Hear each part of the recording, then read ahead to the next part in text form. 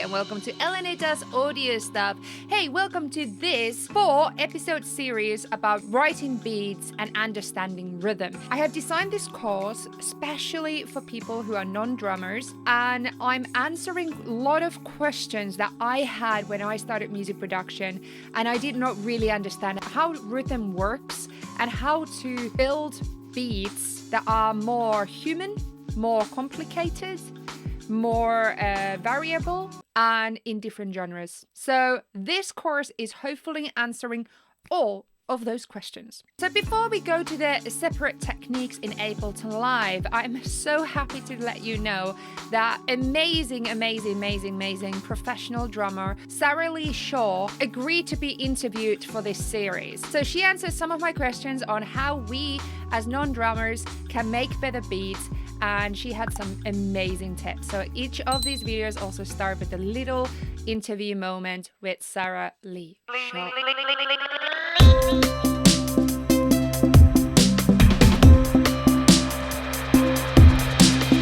So I'm Sarah. I'm a drummer and songwriter and producer. I make my living as a session musician, so I do tours and recording and play with lots of different artists. And I've recently branched out into production and songwriting, which I've done for a while with my own project, the Pearl Hearts, but I'm sort of doing more in my own right as well. So I just feel like generally, I feel like drums has become a bit of a forgotten instrument. I think because a lot of drums are now like programmed, or they've sort of been influenced a lot. Like, I don't know, certain genres, I feel like they're all sort of staying a bit the same, and I feel like they've become a bit of a lost instrument. I think it's for a few reasons, really. I think that's just stylistically what's happened, because a lot of people are producing at home in their studios without access to being able to record with a live drummer, and that's just purely like a budget thing. And I think it's a bit of a shame, because I'm just a big fan of like big crazy rock drums. I mean, that's what I grew up like playing. So for me, I feel like not live but recorded, I feel like they've become a bit lost. That, you know, they stay a bit samey. And whenever I'm doing a live show, it's like, oh, you know, can you give it some more? We want sort of more fills, we want more energy, we want more this and that. So I feel like that's the time when a drummer gets to express themselves in a live show, and like people love that. People always like, they're like, oh, such a good drummer, or we really love that drum fill, or this, that, and the other. And I think it's a shame that that doesn't always transpire onto like recorded music as much anymore. I'm not saying it's completely dead in the water, but yeah, as a sort of like general theme running through, things are kind of a bit looped and a bit sort of similar. I've been playing drums for many years now, and like, you know, the stuff that I need to still learn about recording drums properly, you know, I think having a good engineer and somebody who really understands how to make the drums sing is like one of the main things. And in order to get that, you usually like need somebody who really knows what they're doing, some like good mics and like a pretty decent room. And that all is expensive if you're making music. And also, of course, you need a good drummer to do it. So, you know, that's quite a lot of things to consider. So I think that's one factor, possibly. But I also think that because people are taking control of their music at home, you know, people got Logic and GarageBand, and they may not be a drummer themselves. And I think they just, if you're just like dragging a loop in, like usually when you start producing and making music, you just take one of the loops that's there available, and that's how you start off. And then if you get into sort of like that pattern, if that's how you kind of come up with your music, I think it can be quite nerve-wracking to develop something to be a bit more crazy, especially when we've not heard like that kind of crazy drumming in like for quite a long time. So it's quite a brave thing to go out and be like, I'm going to put a big 80s drum fill here, or I'm going to do this. I think it's also a trend thing. Like, that's just what the trend of music is like at the moment. I just think with music, there's no really rules, really. If you're wanting to like transfer it to play live and expect a drummer to play it live, you know, doing something that's just like all the way through the song, obviously you're going to find a few drummers that probably are going to be able to bring your music to life in the way.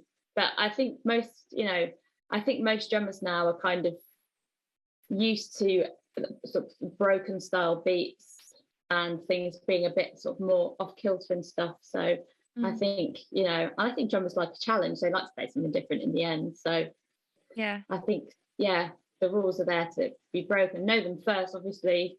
Know that your genres, but also, just move a snare drum, or maybe don't use a hi-hat. Maybe make the hi-hat come in a bit more broken up style. You can just delete a few in the pattern or something like that. I think sort of randomizing them again. So like dropping out certain ones, try and dropping out certain ones. So having like the basic patterns, it can be like 16s, like, or, but just dropping out certain ones, and then maybe putting the occasional hi-hat choke in there, and then maybe putting an extra little trill or sort of like, just, I think randomization with hi-hats is pretty cool, because I think the sort of standard stuff of hi-hats, it's good, but like I think people like to have something a bit different now with hi-hats particularly. Yeah. And also if you're recording them live, or even if you use them in MIDI, like hi-hats are just that kind of like crazy instrument that like you always need to like bring it back in. Like they're good, it's good to have there, but they can easily start going out of control, I think, sort of taking over a bit. And particularly if you do live drums as well, like I found on like sort of some occasions, it's just like, okay, we're not going to record the hi-hat with the groove, we're going to record it after, so that there's some control there. When it's coming recording, I think the duller the sound of the hi-hat, the better. Unless it's in dance music and it's like, I don't know, an electronic hi-hat sound, and they're almost a bit more tuned, and that I think you can get away with it a bit more. But yeah, I think that's one element of the drum kit that, I mean, I personally find like I've had trouble with, like in the programming of it, but also when I've been recording it, it's like there's been bleed and stuff like that. It's just quite an intense sound. They can be intense, but then same time they, especially in electronic music, is like it's almost impossible to make a good beat without a good hi-hat. Yeah, oh absolutely. Yeah, they need to be there, because they need to be like the driving force, like I was saying before. Like they're just like the one that's keeping everything going.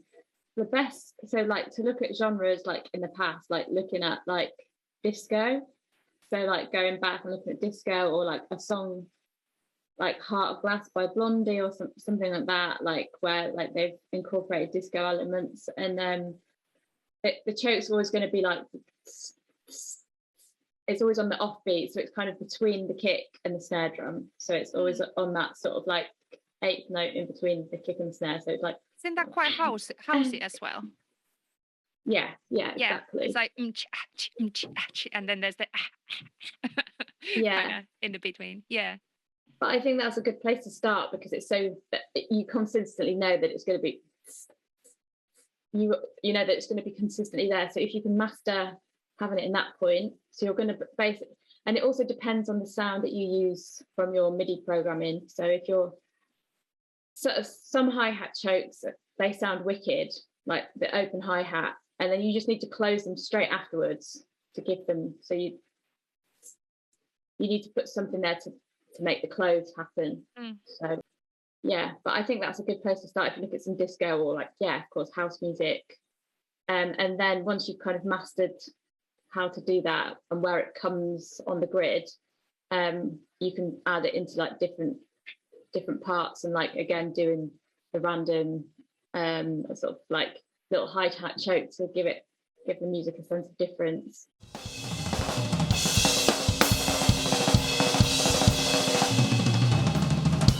Okay, tip number 1, understanding that we can write beats in linear format as well as polyphonic. So the first one we will learn is linear, and what that means. We're not playing one or more sounds together same time, but we are just playing separate sounds. So example, kick, hi-hat, snare, hi-hat, kick, hi-hat, snare. Okay? I also wanted to say that all the kits that I use in this series are from Ableton Live packs. So I created this folder for myself that is called dumb packs.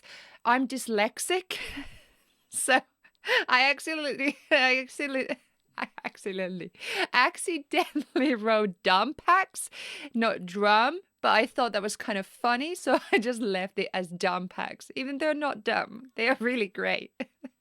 We will be using only these in the whole session. So what we will start with, we're going to just create a new clip, and from the length, I'm just going to add 2. There we go. So the most simplest way to create a linear format is exactly as I said. We have kick, snare, kick, snare, kick, snare, kick, snare. So obviously right now it will be sounding pretty dull.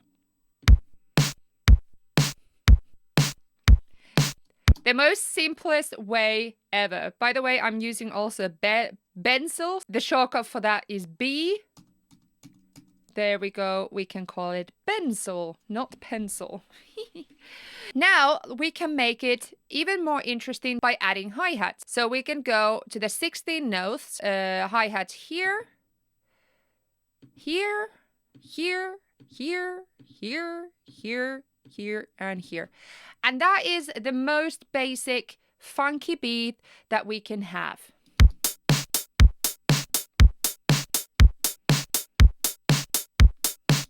We can already hear it's pretty fun. Right now, it's very mechanical, like robot. Later on this course, you will learn a lot of techniques on how to make it less mechanical and more human. But what we can already in this point start working on a bit of a randomization. So we can actually go and add linearly. We are not adding any of the notes on the top of each other, but we can add some really random ones. Funny tom there, little tom there, and maybe here. And you can see that none of these toms are now on the top of each other. So we're still in a linear beat. So we just added some very random notes to kind of make it more interesting to us.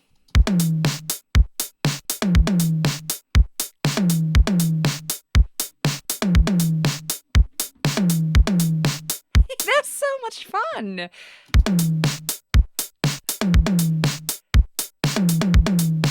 Yeah.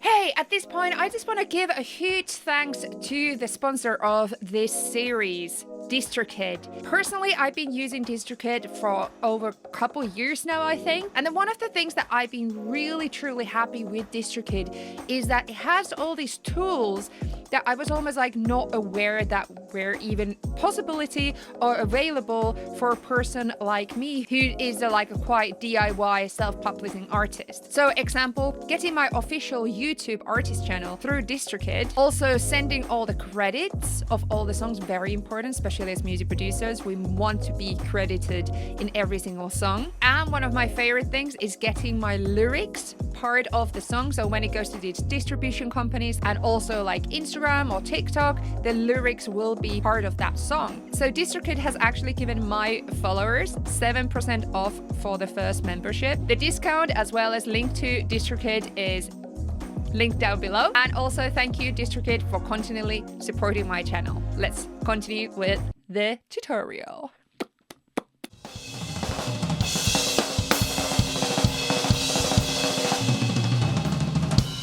Tip number 2 is polyphonic beats. And what that means is adding sounds on the top of each other. And this can get tricky. So your beats can start to sound a bit confusing, especially in the mixing stages. And why is that?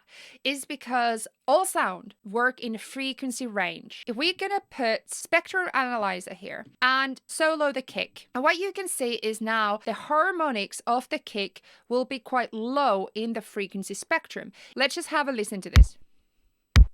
You can see that there is quite a lot of happening to the low end. That kick drum is taking quite a lot of space in the frequency range. So let's have a look at the snare. Mostly everything is happening here, which is around 143 hertz, but there is a lot of high end. That means that there's a lot of frequencies around that area. Why am I talking about these? Is because when we have a lot of frequencies, a lot of sounds, a lot of different harmonics happening at the same time, a thing called frequency masking can happen. And so when we start putting things polyphonically together, so we have, example, very low kick, snare and hi-hat going on same time, they can actually start to mask each other. So it's really important that you pick sounds that really work together. But like these are actually. So the kick is happening like below the area 100, where the snare is kind of the 140, 145. And then we have the hi-hat, which is, oh, it's very, very much on the high end there. So all of these are happening in different areas of frequency range, which means that the masking is happening a bit less. So for our polyphonic house beat, I'm going to use kit C78. So let's add that to the track, and then we're just going to create a clip. First house beat, where obviously we need to add 4 on the floor kick. Let's listen how that sounds. There we go. Also, house songs are always a bit higher tempo, so let's put 127 on the BPM tempo.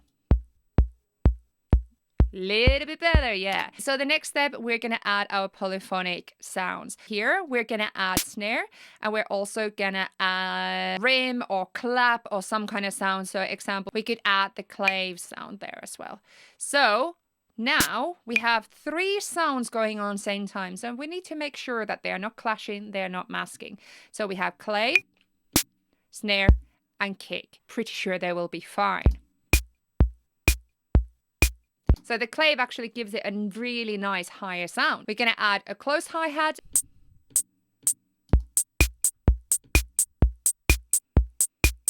And then obviously we can add our random sounds as well, maybe a little bit of bongo in a different places.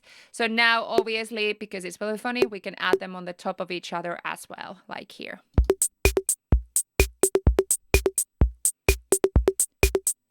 That's really cool. And then we can add some extra hi-hats always.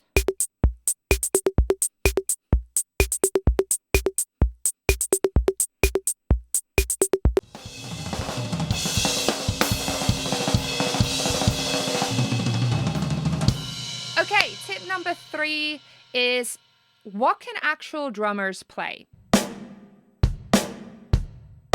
Okay, so we can add closed hi-hat on a 1/8 grid, like this.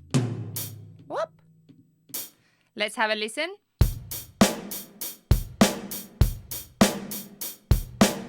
So this is possible. We have hi-hat going ch ch ch, and then your left hand is playing the snare. And how about if we go to 130? There. If we go 132, so even faster. No. In drum rack, there's actually some functions that could help you with that. So, one of them is called choke function.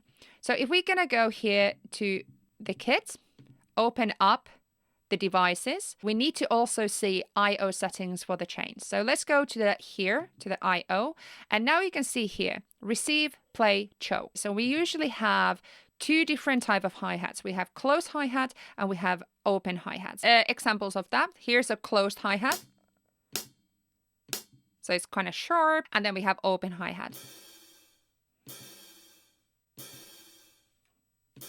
What choke means is, so hi-hat, the hi-hat instrument can do open and closed hi-hat same time. So drum rack is actually giving us the option, when open hi-hat starts, the closed hi-hat stops. And when this closed hi-hat starts, the open hi-hat stops. So neither one of those sounds can play same time. So here in the hi-hats, we can set them both on a channel 1. So this means both of our channel 1, which means neither one of them can play same time. We can try this out. Open hi-hat here. You remember the decay of it is quite long. So like this. Decay is like almost like stops here. But what if we put the closed one here now? Can you see that? It's really cool when you actually create hi-hats. So example, we can create hi-hat run like this. And then in the middle of it, we add a couple open ones. And this is very much like how real drummers play it. Close, open, close, open.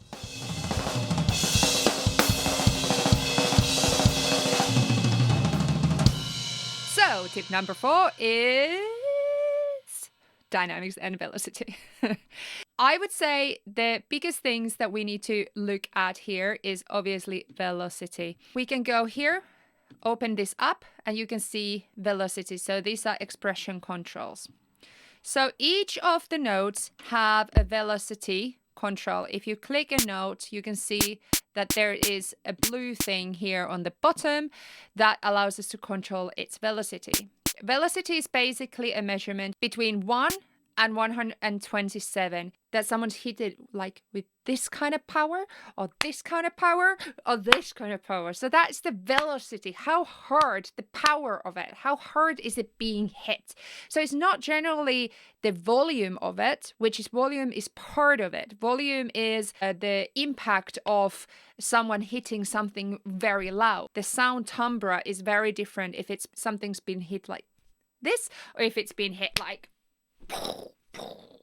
Do you know what I mean? So one of my favorite functions here is randomize. And this one will give us a very easy way of adding velocity into notes. So I'm just going to actually show this velocity with some hi-hats. Why can I not do this straight? Oh my God. That's too funny. Okay. Let's listen to this. And this is no velocity has changed at all. Very mechanic, very computerized. So now we want to humanize it a little bit. So it sounds a bit more realistic, that it sounds a bit more groove and has soul and swing in it. We're going to press Command A in the clip. Here we go. And then we're going to go to here. So it says randomize 127. What's the scale of how much do we want to randomize the velocity? So I'm just going to keep it on 127 just for the purpose of demonstration. And now let's randomize it. Can you see all of these velocities are now in different levels? So that one there is in 99. That's in 56. So let's listen how it sounds now.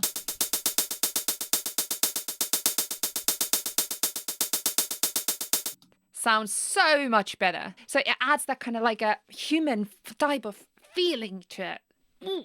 Snare, kick, snare. Especially if we keep the kicks completely, doon, doon, doon. But the clap and snare, we add velocity to those. So let's randomize those as well. So I just highlight this clap and snare like that and randomize the velocity of them.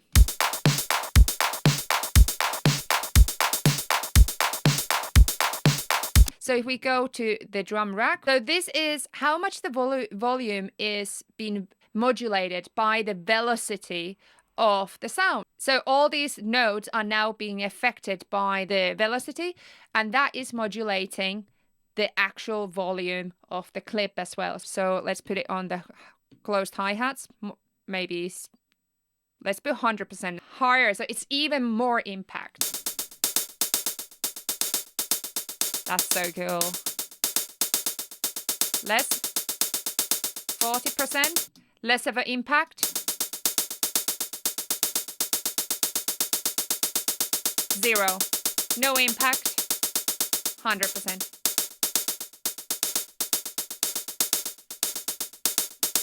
So in the next episode of this series, you will learn about genres as well as a little bit more how rhythm works. So remember to subscribe and hit the bell icon that you will definitely see every single video of this series when they come out. Remember to subscribe. Also, thank you so much for all my Patreon family. Here they are, my beautiful Patreon family. So in Patreon, we do weekly live streams, Q&A live streams in different topics. So we talk about literally everything to do with Ableton Live, music production, controllers, or new devices. We have listening parties, we have competitions. I have masterclasses that I run, and we have very active Discord. So it's a very, very, very, very fun group to be part of, and you can make new friends there as well. Thank you so much, DistroKid, for supporting my channel, and have a very lovely evening or day or morning, whenever you're watching this. Doesn't need to be evening. Okay, bye.